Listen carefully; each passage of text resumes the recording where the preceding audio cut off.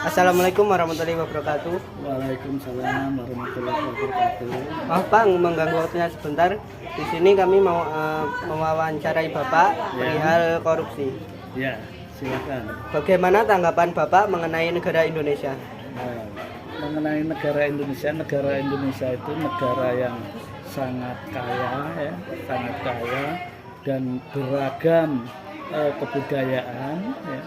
Kemudian di situ juga beragam artinya sikap dari para pejabat maupun pegawai kan berkaitan dengan korupsi, tentu saja berkaitan dengan pejabat, ya, berkaitan dengan pegawai atau orang-orang yang duduk di kepemerintahan atau sebagai pemimpin. Nah, kalau negara Indonesia seperti itu, tentu saja banyak sekali variasinya dan orang-orangnya itu tentu saja latar belakang juga berbeda-beda. Nah, karena kaya itu tadi, negara Indonesia sering menjadi objek, ya, oknum dalam arti oknum itu enggak semua orang Indonesia itu melakukan korupsi, misalkan kalau yang berkaitan dengan korupsi, akan tetapi kan ada yang bersikap baik, ada yang tergantung dengan moral dan iman kan, iman orang itu masing-masing. Kalau negara Indonesia memang selama ini banyak sekali ya oknum-oknum yang melakukan tindakan korupsi. Ya karena mereka ada kesempatan dan mempunyai kedudukan di situ, kadang-kala ya itu tadi karena imannya nggak kuat, tergoda gitu. Selanjutnya, apakah Indonesia sudah bebas dari korupsi? Jika belum, apakah penyebab korupsi di Indonesia? Nah, ini hampir sama dengan yang tadi. Indonesia itu masih banyak oknum-oknum yang melakukan tindakan korupsi, ya. Akan tetapi memang tindakan itu selalu bertambah. Kalau mau hilang secara total itu sulit karena ya kembali tadi seperti sikap dari individunya, dari moral dan iman tadi, ya. Iman seseorang itu sangat mempengaruhi karena manusia itu banyak sekali kebutuhan, ya. Kadang-kala kebutuhan itu untuk memenuhinya harus mempunyai uang kan. Nah, kebetulan uangnya tidak ada dan dia punya kesempatan itu, maka melakukan tindakan korupsi itu tetapi oknum, ya, yang oknum, enggak semua manusia Indonesia atau pejabat melakukan korupsi. Tapi memang kalau untuk bersih sangat mustahil, sulit, ya, karena tumbuh satu kadang ada nambah lagi gitu, ya. Mengapa di Indonesia belum bisa menghapuskan tindak pidana korupsi? Nah, itu tadi di Indonesia itu hukumnya memang masih termasuk kurang ketat, ya, kurang ketat. Jadi untuk yang tindakan korupsi itu belum bisa dihandle semua, dihandle keseluruhan. Jadi untuk menghapus tindakan korupsi itu tadi sangat sulit karena terbentur oleh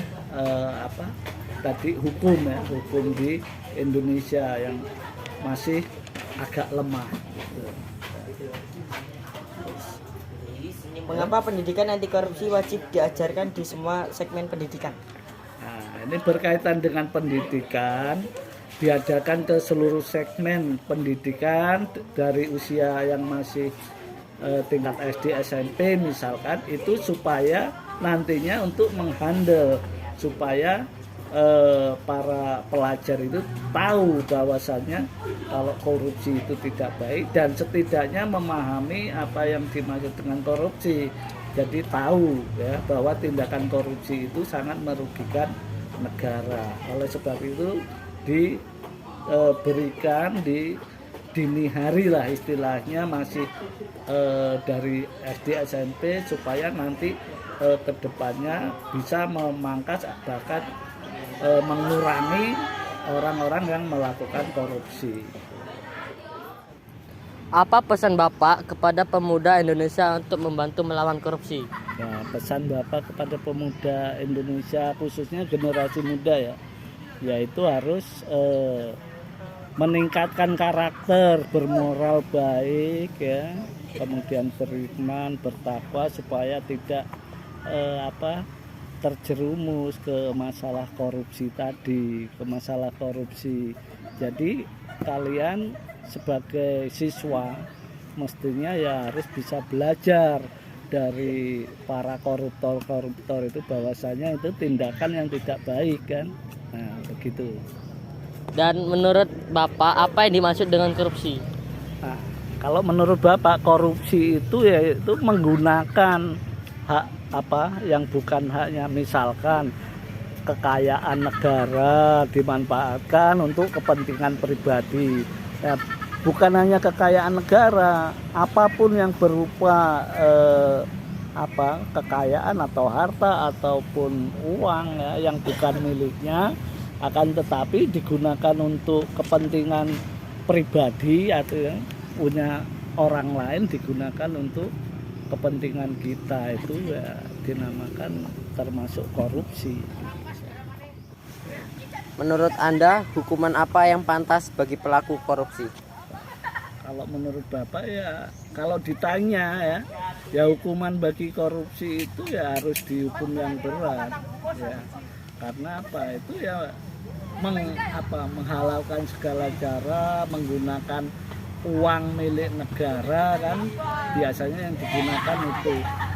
Sementara orang yang melakukan korupsi itu biasanya orang-orang yang punya jabatan, orang-orang yang punya kepentingan, kedudukan. Makanya harus diberi hukuman yang berat-beratnya supaya tidak melakukan tindakan yang sama begitu.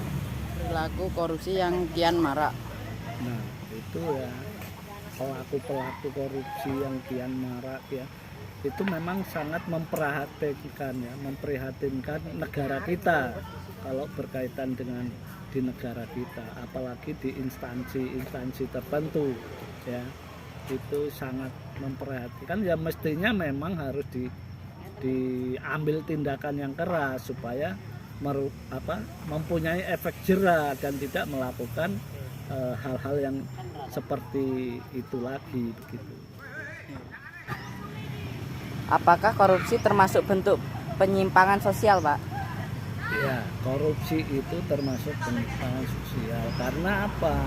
Itu termasuk sudah melanggar tindakan-tindakan sosial. Mestinya para korupsi itu bertindak sosial, membantu orang-orang yang membutuhkan. Kadang malah uang yang seharusnya untuk orang-orang yang membutuhkan malah justru dipergunakan untuk kepentingan pribadi.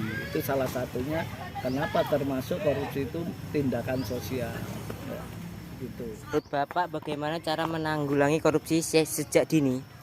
Nah, untuk sekarang ini memang yang namanya korupsi itu sudah sangat marak ya, sangat marak, dan bahkan kalau dikatakan parah, sudah parah. Makanya antisipasi itu memang sudah seharusnya dari dini. Maksudnya dari dini itu mungkin dari sekolah-sekolah dasar, sekolah SMP itu sudah diberi pemahaman masalah korupsi. Minimal paling tidak dibina karakter siswa-siswa itu, karakter itu supaya baik, berakhlak mulia, terus moralnya baik, sehingga dia memahami masalah apa itu korupsi, dan dia imannya semakin kuat sehingga nantinya tidak akan melakukan tindakan korupsi begitu.